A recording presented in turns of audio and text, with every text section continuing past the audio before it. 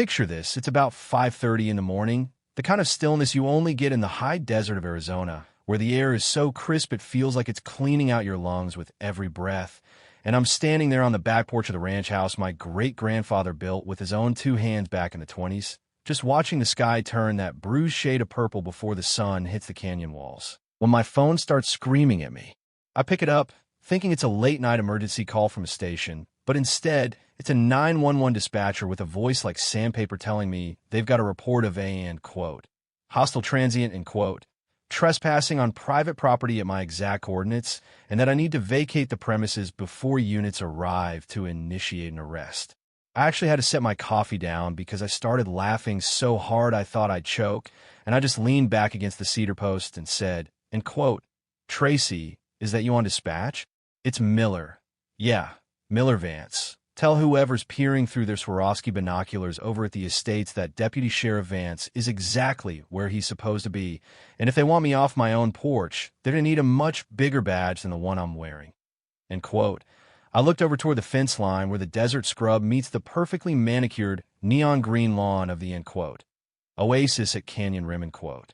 This gated community of 50,000 square foot monstrosities that sprouted up like a fungus 5 years ago, and I could see the silhouette of Mrs. Sterling, the self-appointed queen of the neighborhood, standing in her second-story window with a cell phone pressed to her ear like a weapon.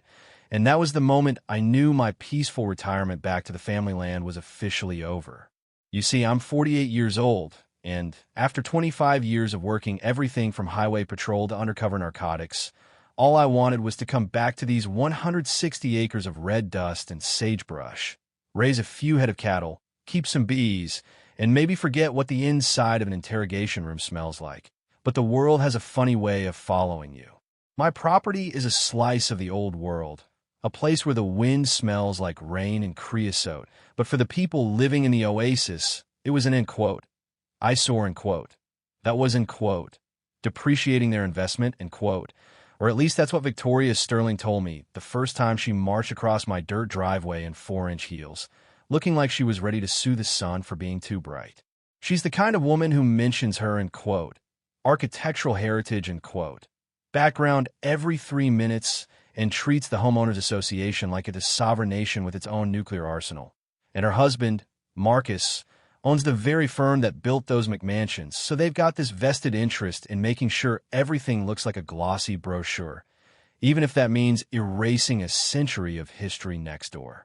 The real trouble started about 6 months ago when Victoria handed me a manila folder thick enough to be a phone book, her face set in this smug, practiced expression of quote, concerned authority, quote, as she told me that under some obscure new county rezoning, my property had been quote, absorbed, quote, into the Oasis HOA's jurisdiction for quote, aesthetic harmony, quote. She started listing off violations like she was reading a grocery list. My weathered barn was quote, dilapidated, quote. My B boxes were quote, public safety hazard, quote. And the antique tractor my father used to teach me how to drive was quote, industrial debris, quote, that needed to be hauled off within 30 days, or I'd be facing fines of $700 a day. I remember looking at her, really looking at the desperation behind those expensive sunglasses, and I realized she wasn't an oppos. T, just some bored housewife with a power trip. She was hungry for the land itself, looking at my acreage the way a wolf looks at a wounded calf, because my property sat right on the edge of the rim where her husband wanted to build phase 2 of their development. I just smiled, wiped some grease off my hands on my jeans, and told her that if she wanted to play lawyer, she should probably make sure her opponent didn't an oppos. T have 20 years of experience reading the fine print of the law, and the look she gave me, this cold, calculating sneer, told me she was an oppos. T gonna stop until she'd paved over every inch of my history. So I did what any good detective does. I went down to the county records office and spent 3 days buried in dusty ledgers and microfilm, breathing in the smell of old paper and stale coffee until my eyes felt like they were full of sand, and that's when I found the quote, golden ticket, quote. Deep in the original land grant from 1912, long before the Oasis was even a fever dream in some developer's head, There was a perpetual agricultural easement that legally forbade any future residential developer from imposing restrictive covenants on this specific plot of land. It was, in quote, unincorporatable, in quote, a legal island that no HOA could ever touch. But I didn't oppose. Tell her that yet, because of my line of work, you never show your cards until the other guy has bet his whole house on a losing hand, so I just let her keep sending those letters. Let her keep filing those complaints with the zoning board, and I even invited a state agricultural inspector out myself, just to have a certified record that my, end quote, hazardous, end quote, bees were actually part of a protected pollination program. The inspector, a guy named Elias who'd seen every kind of land dispute you can imagine, just walked the perimeter, petted my old hound dog, and told me my place was the most well-maintained ranch in 3 counties. And he laughed when I told him about the HOA, saying that some people have so much money they think they can buy the laws of physics, let alone the laws of the state. But Victoria wasn't oppose. The type to take a hint, and when her legal threats didn't oppose. Work, things got ugly, and I mean, in quote, dark of night, hooded sweatshirt, in quote, ugly. I started finding my fence lines cut, my water tanks drained in the middle of a heat wave, and one morning I woke up to find, in quote, restore order, in quote, spray painted across the side of my grandfather in Oppos, barn in bright red letters. And even though I had high-def security cameras tucked into the eaves, the person was always just out of frame or wearing a mask. Then Marcus Sterling himself showed up at my gate one evening, smelling like expensive scotch and desperation, offering me a, in quote, one time only, in quote, cash buyout that was nearly double what the land was worth, telling me I could retire to Florida and never have to deal with his wife again. But the way he kept glancing at his watch and looking back at the construction site next door told me he was on a deadline, and that the bank was probably breathing down his neck for that phase too.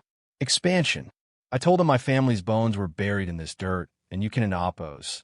Put a price tag on man's soul, and he just shook his head and said, and quote, Miller, you're an old school guy in a new school world, and eventually the new school always wins, end quote. And he walked away with this heavy, defeated gait that almost made me feel sorry for him. Almost. The turning point came when Victoria made the mistake of thinking her influence at the local precinct meant she could use the law as her personal hit squad, and she started filing false reports about, end quote, suspicious activity, end quote, on my ranch, claiming I was running some kind of illegal chop shop or drug distribution point because of the, end quote, unusual number of vehicles, end quote, visiting my property. What she was actually seeing were my brothers from the VFW and local farmers stopping by to help me restore an old irrigation canal. But she told the sheriff's office that I was, end quote, unstable, end quote, and, end quote, armed, end quote, hoping to trigger a tactical response that would humiliate me or worse. I happened to be at the station when the call came in, and I sat there in the back of the room watching the body cam footage she'd submitted, blurry, zoomed-in shots of my friends drinking sweet tea on the porch, and my captain just looked at me and said, end quote, Miller, she's digging a hole so deep she's going to hit magma if she doesn't in Oppos. Stop. End quote. We decided to let her keep digging. I mean, really let her go for it. Because my old partner in the DA's office, a shark named Elena, told me that. The more false reports she filed, the easier it would be to hit her with a felony obstruction charge that no amount of, end quote, heritage, end quote, could fix.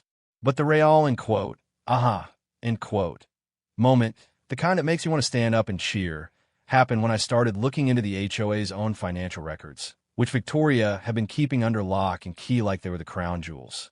Since she claimed I was part of the HOA, I used my, end quote, rights as a member, end quote, to subpoena the books through a civil court order, and what I found in those ledgers made the, end quote, oasis at Canyon Rim, end quote, look more like a Ponzi scheme than a neighborhood association. Victoria had been, end quote, administering, end quote, the funds through a shell company that was paying for her husband's construction equipment leases, their country club memberships, and even a, end quote, landscaping, end quote, bill for $50,000 that was actually just a new infinity pool for their own backyard. She'd been shaking down 50 families for, end quote, special assessments, end quote, to fight a, end quote, legal war, end quote, against me, but the money was just disappearing into her own pockets, and she was so arrogant, so convinced of her own untouchability, that she'd actually kept a digital paper trail of the transfers. The final act played out at the annual, end quote, State of the community, end quote. Meeting in the Oasis clubhouse, a room full of marble floors and vaulted ceilings that felt more like a mausoleum than a community center, and Victoria was up there on the stage in a white power suit, looking like she was about to announce a royal decree. She started her presentation by showing slides of my ranch, calling it a, end quote, staying on the community's prestige, end quote, and proposing a new, even more aggressive fine structure to, end quote, force compliance, end quote. And she actually had the gall to ask for a round of applause for her, end quote, tireless work in protecting their property values, end quote. That's when I walked in, not in my ranch clothes, but in my full Class A dress uniform, badge polished until it glowed, and the silence that hit that room was so thick you could have cut it with a knife. I didn't oppose. TL, I didn't oppose. To make a scene, I just walked up to the podium, handed a folder to the court-appointed receiver I'd brought with me, and said into the microphone, end quote, Victoria, I think you've spent enough of your neighbors in oppos. Money on your own swimming pool, done in oppos. Do you think? End quote. The look on her face. It wasn't in oppos. T just shock. It was the sound of a glass tower shattering in slow motion as I began to read the findings of the forensic audit, showing every family in that room exactly how much she'd stolen from them to fund her vendetta against a man who just wanted to be left alone. I watched the neighbors, people who had been coached to hate me, slowly turn their heads toward her, their expressions shifting from confusion to a cold, simmering rage that was far more terrifying than anything I'd ever seen in an alleyway. Marcus Sterling tried to stand up and say it was all a, end quote, misunderstanding, end quote, but he sat down real quick when he saw the state investigators waiting at the back of the room with a stack of warrants for wire fraud and embezzlement. I leaned in close to Victoria, so close I could smell the expensive gin on her breath as she started to tremble, and I whispered, end quote, you were right about one thing. The new school does win, but only when it's built on something more than lies and stolen money, end quote. As she was being led out in handcuffs, end quote, perp walk, end quote, that was broadcast on the local news for 3 nights straight. The clubhouse was in absolute chaos, with people demanding their money back and Marcus Sterling looking like he was trying to find a hole to crawl into. The aftermath was a total landslide. The Oasis HOA was dissolved by a court order. A new legitimate board was formed that actually focused on things like road maintenance instead of bullying neighbors, and Marcus's construction firm went into a tailspin that ended in a massive bankruptcy and the cancellation of Phase 2. But the best part, the real kicker, was that the new board reached out to me and asked if I'd be willing to consult on a, end quote, heritage preservation, end quote, project to help the neighborhood integrate more with the natural landscape of the ranch. And now, those same kids were told I was a, end quote, dangerous transient, end quote, come over on weekends to learn how to keep bees and help me harvest honey. Looking back at it now, as I sit on my porch with the sun dipping below the rim and the desert air cooling down, I realized that Victoria Sterling was the best thing that ever happened to this ranch, because her greed brought a community together that would have otherwise stayed hidden behind their gated walls. My great-grandfather's barn is freshly painted now, not because I was forced to, but because my neighbors showed up with buckets and brushes one Saturday just to say thank you for cleaning up the rot that was eating their neighborhood from the inside out. It makes you wonder, doesn't it, oppos? It, how many of these, end quote, authorities, end quote, in our lives are just people with a loud voice and a fake title, counting on us to be too tired or too scared to check the fine print. I've seen it 1,000 times in my career, and if there's one thing I've learned, it's that the truth doesn't end oppos. Need a gated fence to protect it. It just needs one person who's willing to stand their ground when the world tries to push them off. So I've got to ask you guys, have you ever dealt with a, end quote, neighborhood tyrant, end quote, who thought they owned the air you breathe just because they had a title and a clipboard? Do you think I went too far by waiting until the public meeting to drop the hammer? Or was that the only way to make sure the message really stuck? There's a lot of debate about whether HOAs even have a place in modern society or if they're just a breeding ground for this kind of power tripping. And I'd love to hear your stories in the comments, the good, the bad, and the, end quote, Karens, end quote, who got what was coming to them. If you think justice was served, or if you've got a similar story of standing up to a bully, hit that like button and subscribe so you don an oppos. Team miss the next time we peel back the curtain on these neighborhood dramas. Because trust me, the one about the California ranch is going to make this one look like a Sunday school picnic. Thanks for hanging out with me on the porch today. Stay safe, stay sharp, and always read the fine print.